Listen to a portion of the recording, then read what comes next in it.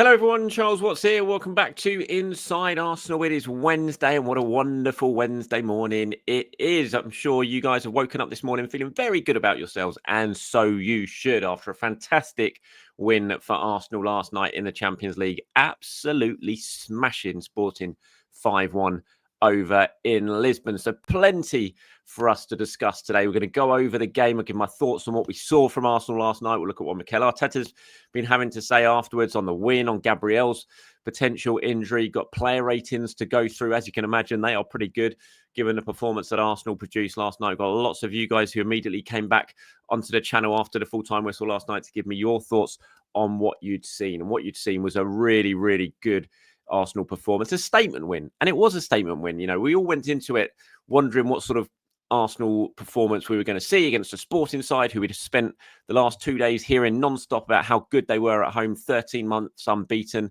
at home in all competitions. We obviously saw them smash Manchester City not so long ago in the Champions League. They've won every single game in the league so far this season over in Portugal. So I think there was a lot of trepidation really about what we're going to see from Arsenal. They played very, very well against Nottingham Forest, but this felt like an even, a far tougher proposition. But what a performance. What a performance. From the first whistle, the intensity that they started that first half with. I mean, that first 45 minutes is up there with the best 45 minutes we've seen from an Arsenal side in a long, long time. They absolutely dominated Sporting. You can always look at it in performances, can't you, and think, were the other team just poor? But I don't think it was a case of Sporting being overly poor last night. I just don't think Arsenal gave them a sniff. They did not let them get into the game. The way they pressed from the front with Odegaard leading that press as usual, Sporting couldn't get out. They tried to play out. They tried to play the way they normally do that has proved so successful to them in the past, but they couldn't do it. Arsenal did not let them do it. They were on it from the start, and they just dominated that first half and put themselves in such a good position. Obviously, 3-0 up at half-time. And then, going on and finishing the game off in the second half. It was just a really strong performance. So many good displays sort of individually from certain players, but the team performance was good as well. The way they started, like I said, that intensity from the first whistle just set the tone for the rest of the game. And I think Sporting realised very, very quickly that they were going to be in for a really tough afternoon because they were trying to play out from the back. Every time we went off for a goal kick, you saw them trying to play out from the goalkeeper. And each time, it just felt like Arsenal were a whisker away from nicking the ball away from them.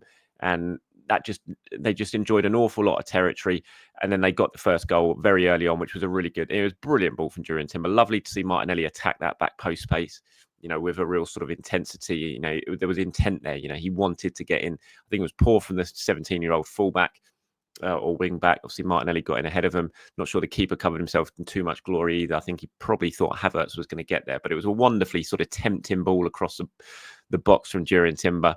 1-0, and that just gave Arsenal the foundation then to really go on and dominate that rest of the first half. Havertz made it 2-0, tapping in from Bukayo Saka, and obviously got the third. I thought the third goal was really crucial, right at the end of the half, from the set piece. Brilliant delivery from Declan Rice as usual, spot on, and Gabriel attacked it like we know Gabriel attacks corners. And I just felt that was 3-0 was so much more of a sort of fair reflection on Arsenal's dominance. I think had they only gone in 2-0 in front, you'd have felt a little bit like, brilliant first half, no doubt about that, but maybe had let Sporting off the hook again.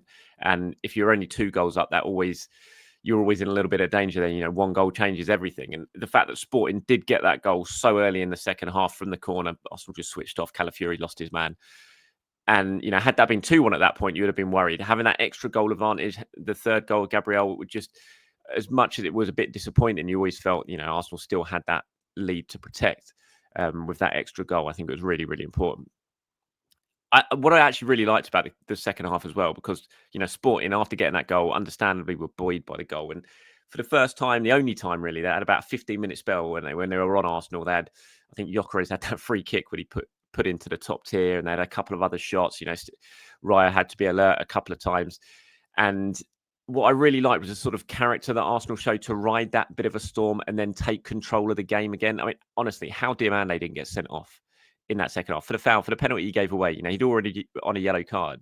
How was that not a second yellow card? Odegaard, into the penalty area, facing goal, and the guy takes him out from behind, nowhere near the ball.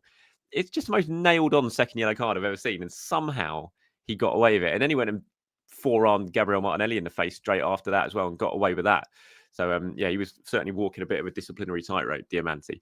But yeah, brilliant penalty from Bukayo Saka as well, because that was a pressure kick. He would have known standing over that. If I score this, this is it. Game's put to bed. Sporting's little comeback has been extinguished, and it was a brilliant penalty right in the side netting. And just the way they sort of seized control back on the game, I really enjoyed. I thought it was a really good, positive sign from Arsenal. And they could have gone on and scored 5, 6, 7 goals at the end. They obviously only got one more in Trossard with that header. Good thing for Leo, obviously. Marino's shot having forcing a save from the goalkeeper, and Trossard scored that header. So the substitutes making an impact again, just as they did at the game at the weekend, which was a real positive. So yeah, fantastic performance from Arsenal. It really was. I haven't enjoyed a European game like that, certainly away from home. I think I need to stay at home, don't I? Basically, when Arsenal go away. My last 3 European trips, I went to Porto, lost 1-0, went to Bayern, lost 1-0, went to Inter, lost 1-0. I think I saw about 5 shots from Arsenal combined in those 3 games. And then the game I don't go to, they go and smash Sport in Lisbon 5-1. So I think from now on, I probably need to stay at home when Arsenal go to these European away days. It was a fantastic win. You can understand how happy the players are after. You look at the stats there, the XG 3.89 to 1. Sporting, yes, they had more shots than Arsenal, but they were limited to pot shots outside the area. On the sort of large part, Arsenal created by far the better opportunities throughout the game, looked by far the more threatening of the two. And it was just a really top performance. As I said, a statement performance. The rest of Europe would have looked at that result when the full-time scores came through, sort of taken a second glance at it. Like, my God, that's a hell of a performance from Arsenal. That's a message that gets sent across Europe. And I also think it puts Arsenal in a very good position in the league now. It sort of sneaked themselves into the top 8 for now. We'll see what happens after the round of fixtures later on today. But that was Arsenal's trickiest on paper anyway, trickiest game left of the Champions League fixtures. They've got a couple more to go at home now before ending with Granada away, obviously. And you would back them to get 9 points out of 9 from this position. And if they do that, I think that will guarantee them a top 8 spot. So it was a really big win, not just in terms of the performance and the result, but in terms of the Champions League phase as a whole for Arsenal. It was a really important win and puts them in a very good position for the rest of the competition. Mikel asked about the performance, and he said, look, for sure, especially against the opponent we played in their home, I don't think they've lost a game here in 18 months. They've been in top form. They did it better than anyone they've played here. So to play at that level with the determination, the purpose, and the fluidity that we've done, I'm very pleased. He said it's true that the result is very different by the performance and as well the intensity of the opponent that we faced when we played Inter. I was so pleased with what I saw. I knew that in that pathway, good things were going to happen in Europe. Today, we've been able to do that and replicate it even more efficiently in the opposition half. And I'm very pleased because the team played with so much courage, because they are so good. And watching them live, I realised how good they are. So he talks there in that second answer, he was sort of comparing it to the Inter Milan game. And we saw after the Inter Milan game, as much as he was disappointed with the result, he was pretty happy with the performance and the way Arsenal dominated. But what we saw last night at Sporting was a similar level of dominance and territory, but just much more efficiency in and around the penalty area. No, they look much more of a threat than they did against Inter Milan. They raised the level. Sort of took a lot from the performance against Inter, I think, but they raised the level and just look so much more threatening going forward. On if it was a statement win, Mikel said, for sure, the performance was there a few times. And when we played big teams, when we played PSG, we were exceptional again. When we played Bayern, we were exceptional, and some mistakes cost us. Now it's Inter. And it's this level and that level we have to be able to cope with. You have to make things happen, and then creates belief. Then on the next one, the players will get better prepared. We need that consistency because the ability to do it is clearly there. And what's changed since the international break, he said, a lot, because we were training with 11 and 12 players for a long period, so they could not train and play, and then suddenly almost everybody is fit and available. It's true, we are still managing certain players, but their level is rising. I have no doubt we have the right ability. We are going to be a really good side. And I think the mood has changed so much in the space of a couple of days, and it is only a couple of games, so you can't get carried away. And Arsenal have got a long way to go before we can get back and sort of talking about maintaining a title challenge and all things like that, because they're a long way behind Liverpool, obviously, domestically. But what we've seen in the last 2 games is certainly really positive. It just looks more like the Arsenal that we've become accustomed to, the Arsenal that were tearing teams apart in the second half of last season. There's a balance there to the team that we just haven't seen, and there's a threat to the team that we haven't seen. Odegaard's arrival was so key to that, obviously, but I think Timber playing over on the right hand side, Calafiori coming back and bringing balance to that left hand side it's just made Arsenal look so much better. And it's understandable. You know, your best players are playing and they're playing in the natural positions. You're going to look like a better team because we know when everyone's fit, this is a very special Arsenal team who can beat anyone. And we've seen that last night. We saw it against Forest, and hopefully we're going to see it against West Ham this weekend. Obviously, the one slight sort of worry, I think, was Gabriel coming off yesterday late on with about 10 minutes to go. Mikel didn't really know too much, understandably. So, sort of speaking about it straight after the game. I mean, Gabriel will assess back at London Colney today to see what the issue is. But he said we don't know because he just said he was feeling some discomfort. I was about to make the change of Sterling, but I couldn't make that sub, and we had to make the other ones. He also spoke about it a little bit more to TNT Sport. He just said that he was feeling something and couldn't continue. So, I mean, he went out on the pitch afterwards. You saw him. He was celebrating with the fans afterwards. He walked off the pitch looking fairly fine, it has to be said. So hopefully it's nothing to be overly concerned about.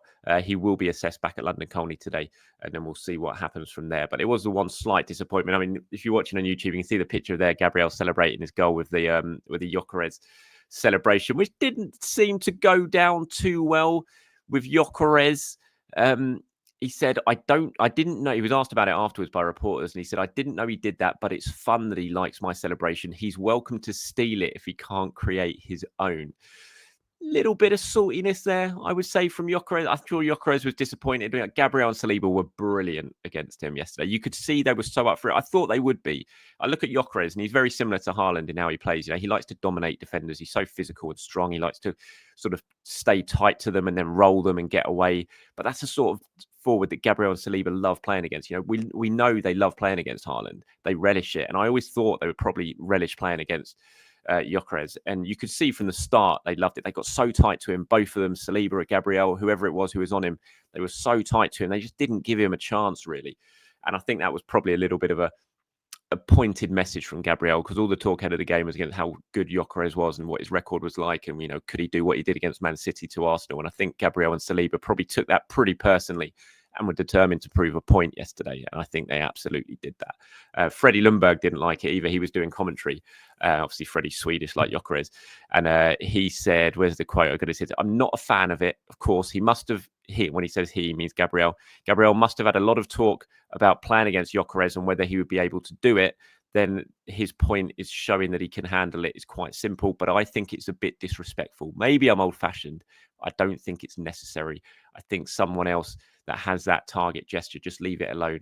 I don't like to see it. So Freddie, not too big a fan of what Gabriel did last night. I'm not sure Gyokeres took it too well either, but yeah, just a bit of fun, really, wasn't it? I don't think anyone needs to get too overly worked up by it. And I'm sure Gabriel was very, very proud of his performance last night, and he absolutely should have been.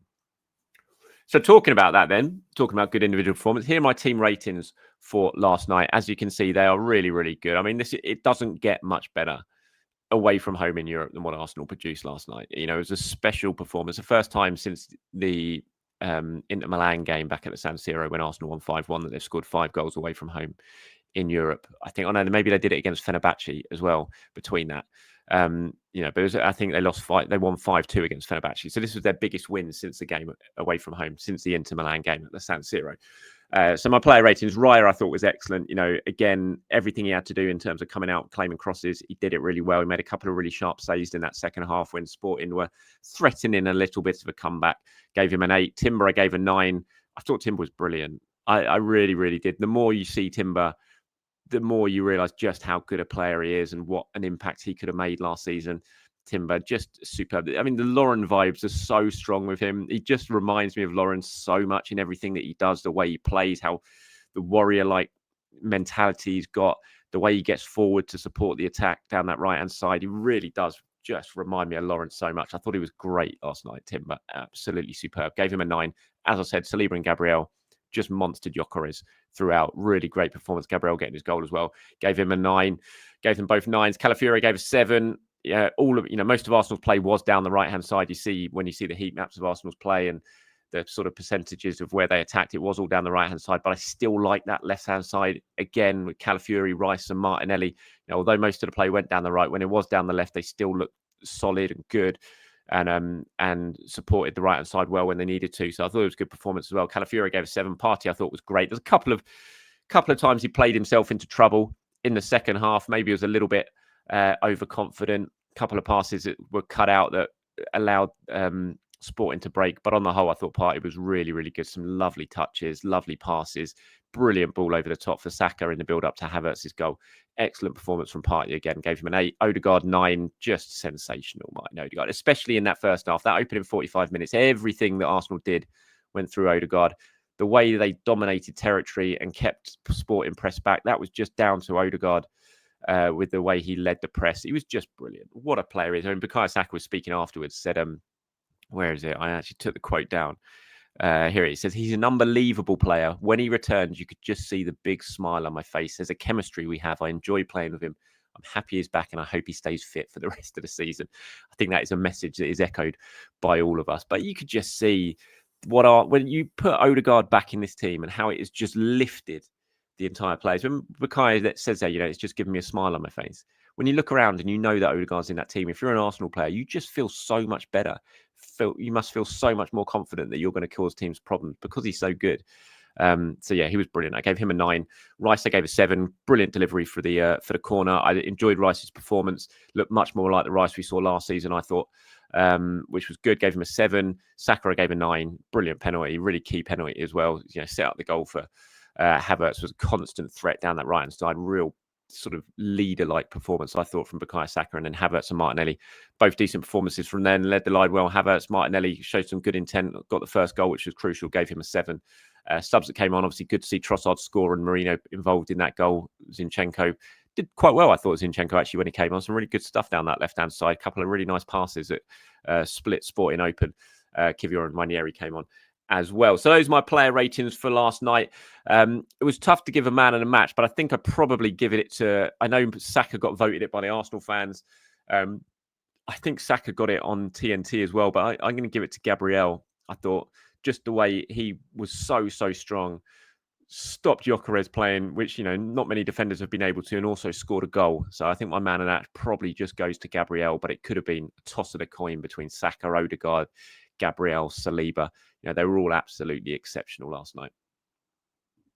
Right, moving on to what some of you guys have been saying since full time. Thank you very much for coming back to the channel and leaving your comments. As always, McCormick AFC says, Jurriën Timber looks like he has that chemistry as Saka and Odegaard already. The right-hand side looks as dangerous as ever. Absolutely. I think that's what equally as impressive with everything else we've seen from Timber is the fact that partnership that Ben White has down that right-hand side of Saka and Odegaard. When he got the injury, it was like, how's that going to go? But Timber immediately has that chemistry. I think he's just such a clever player that Saka and Odegaard just know how to play with him already. And so, yeah, he looks absolutely brilliant. McCormick AFC, I agree. Absolutely. 2010 Axe Shamodi, I think that says, after a tough few weeks, the joy and positivity is back. Performances against Forest and Sporting, Ranieri scoring, seeing Tierney again, Odegaard looking so fresh.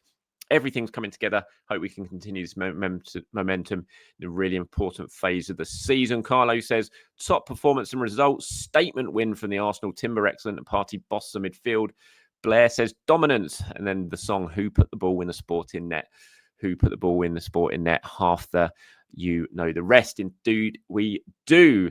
And it's got strong vibes for West Ham, hasn't it, that song, who we go to at the weekend. Of course, Femi says, hey, Charles, straight here after the game. Thank you, Femi. He said, this was the kind of performance and result I wanted. This is actually bigger than the 3 points. It's a big mental win because this same team beat City 4-1. Haven't lost at home for a while, and then Arsenal beat them very comfortably. Add to the fact that Arsenal haven't scored away from home in the Champions League in a while, and going on to score 5 says a lot about how good the team is. Again, Arsenal made 5 subs and the team didn't look weak. Says how much squad quality has been improved. Still a few additions away from being a super team, but definitely looks like on the way to that. Good win today, 100%. Thank you very much, Femi. We've got one from Arsenal Domination. Says, I'm tuning in late as I've been working and been out in London. But how significant might this result be, especially given the context of City capitulating late on? I'm not sure what the... Significant-wise, I think it's definitely significant. Confidence-wise for Arsenal going forward, they know they can go away from home now in Europe and score plenty of goals against really top teams in really tough places. So significant-wise, absolutely. I'm not sure what City's capitulation sort of adds to that. Obviously, I mean, from a Premier League point of view, it's another poor game for Manchester City. So, that's not great for them coming back into Premier League action. Their confidence won't have been boosted at all. In fact, it'll be, knocked even further from the way they threw that game away last night. But yeah, I think significant wise, the result, I look at it more as just significant for Arsenal in their future away games in Europe. Rhett Stevens says, "Hi Charles, great performance last night, huge away win. Saliba and Gabriel locked Gyokeres up. We shared the goal across the team when Yeri got more minutes. Can't ask for much more. And now we move forward to West Ham, which could be a tricky game since you just don't know what team is going to come out with them. Yeah, pretty inconsistent West Ham this season. I think Arsenal just need to go there and worry about themselves, to be honest."